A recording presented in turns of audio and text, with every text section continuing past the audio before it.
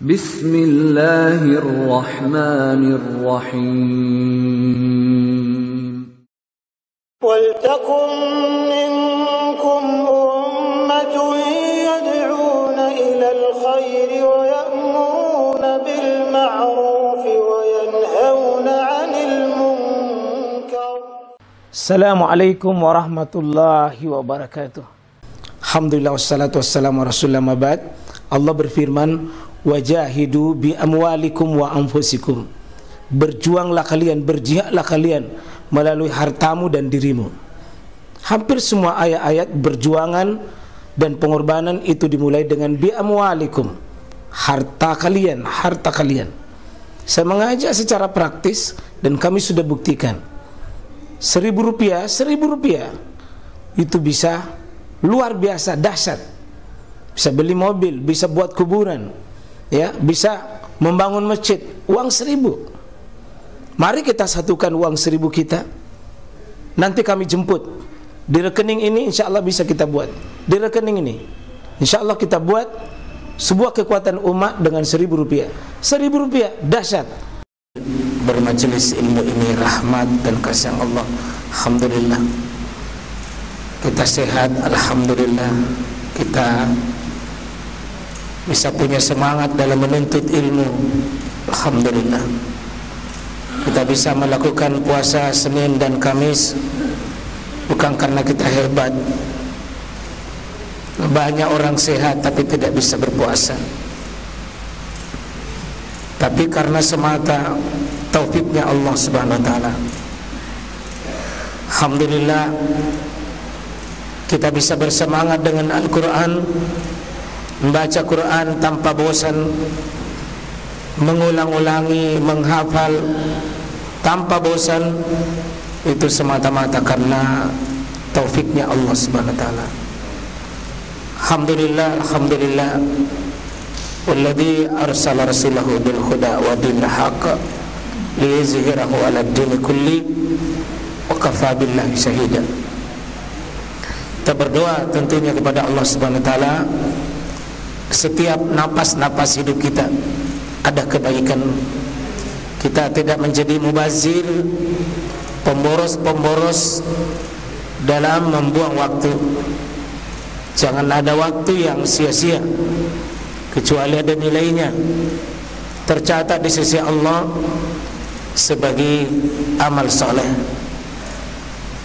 Dan kita berharap dalam beribadah bukan ibadah sesuai dengan selera kita, sesuai dengan perasaan kita dan sesuai dengan kebiasaan kita, tapi dibangun di atas ala nuri minallah, di atas cahaya di sisi Allah, yakni ilmu di sisi Allah, dengan ketakwaan pada Allah Subhanahu wa taala, atas bimbingan Nabi kita Muhammad SAW, yakni beribadah dengan melalui pintu-pintu syariat.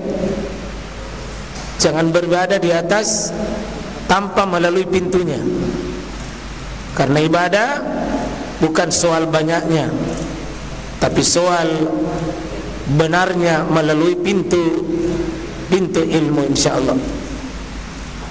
Perbaiki juga niat kita di dalam beribadah, karena sehebat apapun sebuah ibadah, jika tidak dibangun di atas perkara niat yang benar, maka tidak ada nilainya itu.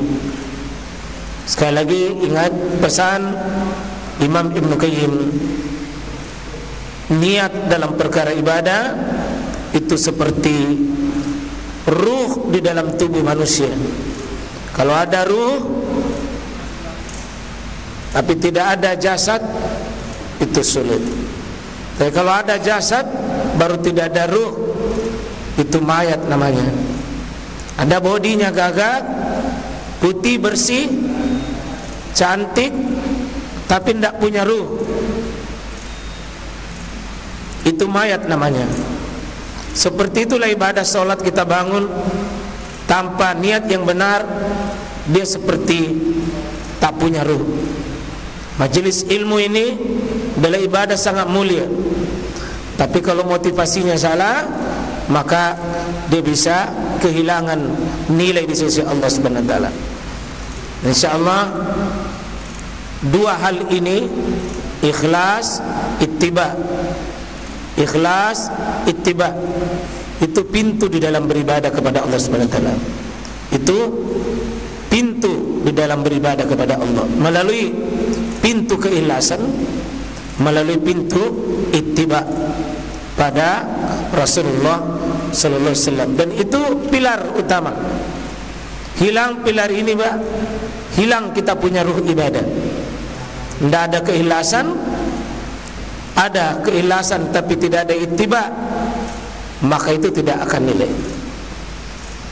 InsyaAllah penulis kitab ini memilihkan kita sebuah ayat dalam Al-Quran yang menjadi sebuah kaidah agung, kaidah besar, ya.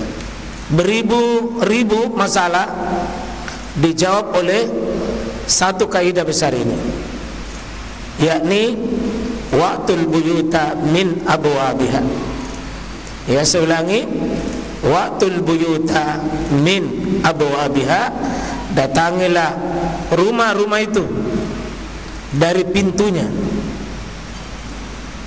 Ya, saya ulangi, wa'tul buyuta min abwabiha. Sama-sama, wa'tul buyuta min abwabiha. Jadi semua amal soleh itu masuk dalam kaidah ini. Kalau mau melahirkan amal soleh, datangilah sesuatu itu dari arahnya, dari pintunya. Artinya maknanya amal soleh, tapi kalau tidak soleh pintunya, tidak soleh caranya, tidak bisa jadi amal soleh. Baik maksudnya, salah caranya, tetap salah. Ini sindiran pada banyak kita. Contoh, ada orang sholat tapi salah niatnya, maka itu dibacakan ayat wa'tul buyuta min abwabiha. Ini diambil dari ayat Al-Quran yang kita sudah baca pekan lalu. Auzubillahi minasyaitonirrajim. Yas'alunaka 'anil ahillah. Mereka bertanya kepadamu Muhammad tentang bulan-bulan sabit, bulan yang masih kecil, belum nampak, itu disebut ahillah. Karena barusan lepas dari tidak nampak baru nampak. Qul hiya, yakni bulan sabit ini, mawaqitu linnasi wal hajj. Dia adalah alat untuk mengukur waktu bagi manusia. Secara umum waktu itu, kalau dia membutuhkan waktu, alatnya adalah pakai bulan itu. Wal hajj, dan waktu khusus untuk berhaji. Ini walaisal birru bi an ta'tul buyuta min zuhuriha. Bukanlah kebaikan, albir, kebaikan, bukanlah kebaikan itu bi an ta'tul buyuta min zuhuriha, engkau mendatangi rumah itu dari arah belakang atau dari atas. Ini dicelah perbuatan ahli ibadah, kaum musyrik dan kaum jahiliyah. Itu orang syirik dulu ahli ibadah, saking banyaknya na ibadahi, biar bulang dia ibadahi, batu-batu dia ibadahi, ya. Tapi dalam beribadah itu mereka bikin cara tersendiri, kebiasaan tersendiri. Salah satunya orang haji di masa jahiliyah, kalau pergi haji mereka tidak mau lewat pintu depan, atas nama sebuah keyakinan bahwa seperti itu yang diajarkan oleh syariat nenek-nenek moyang mereka. Mereka tidak boleh lewat pintu depan. Dia memvonis harus lewat pintu belakang. Ini keyakinan jahiliyah.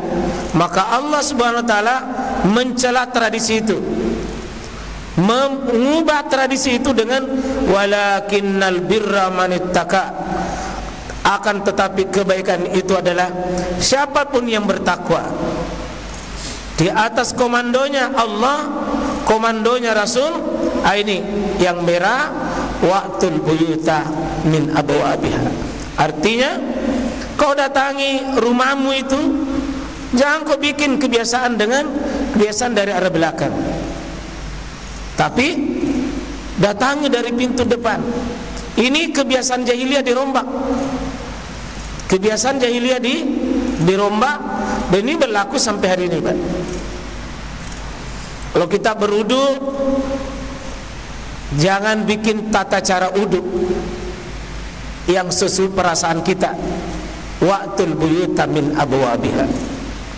Kalau kita sholat, jangan bikin tata cara sholat yang sesuai perasaan kita. Wa'tul buyuta min abwabiha. Pintu itu, pintu, abwab jamak dari bab, ya.